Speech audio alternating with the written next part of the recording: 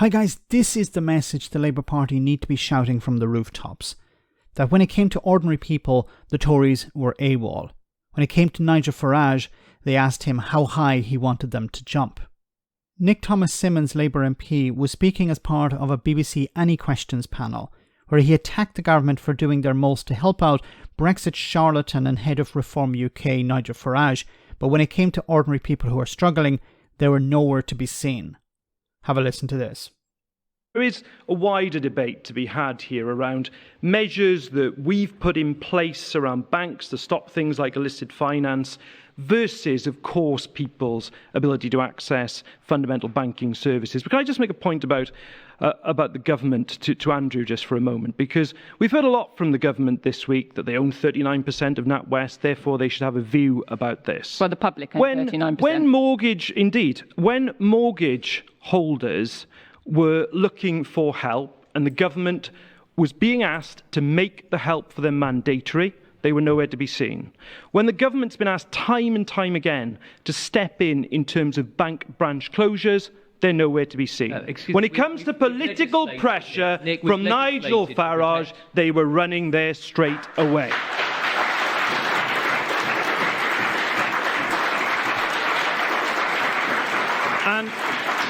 And Andrew, if you want to help with reopening the NatWest branch in my constituency, you're welcome there tomorrow. Well said. Wonderful. And this is a massive problem. Nigel Farage turns up on a beach with his little binoculars, and the media come running. The Tory party come running. Nigel Farage has an issue with his bank, and you have the Prime Minister himself getting involved in this. It's pathetic. Nigel Farage is not an MP. He's not even a politician in a sense. He's an ex-politician, an ex-MEP. But the amount of power he seems to wield, the amount of influence he has over the Conservative Party is insane. Remember, he's not even a member of Parliament. He's not even officially the head of the Reform UK party. That's Richard Tice. But for some reason, Nigel Farage is able to snap his fingers, and the media, and it's not just GB News and right-wing outlets like Talk TV who come running to his side. It's also Sky News, the BBC, even The Guardian are running articles about Nigel Farage. This is insane. And ordinary people who are struggling, they're seeing branches close, they're seeing their bank accounts close. What about the expats in Europe who've seen their bank accounts close as a direct result of Brexit? No apology from the Tories, no apology from Brexiteers, no apology from Nigel Farage over that. And as soon as Farage says anything, Conservative MPs and even government ministers, including the Prime Minister himself, come running to his side asking, okay, what can we do for Nigel? Now, why is this? Well, for the Conservatives, there's a deep fear that,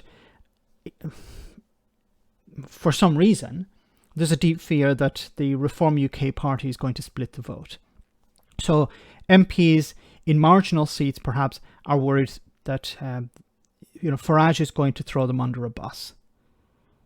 We saw that somewhat in the 2019 election, where Farage was planning to run candidates in every constituency, and then he pulled back, and he only seemed to run candidates in Labour-leaning constituencies. So that helped the Tories. If Farage had run candidates in all of the seats, Boris Johnson wouldn't have ended up with an 80-seat majority.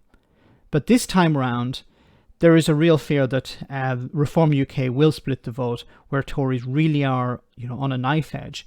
And we saw with the recent by-elections, with the exception of Uxbridge, a trashing of the Conservatives.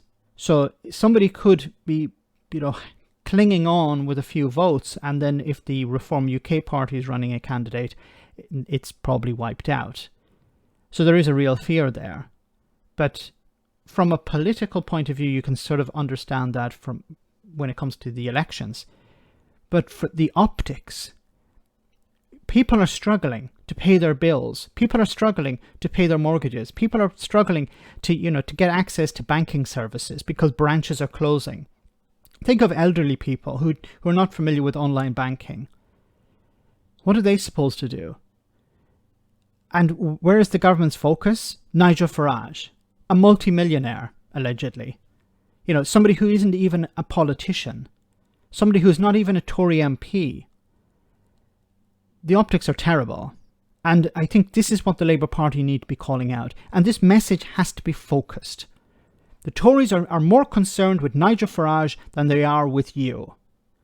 The Tories care more about Nigel Farage's banking problems than your cost of living crisis.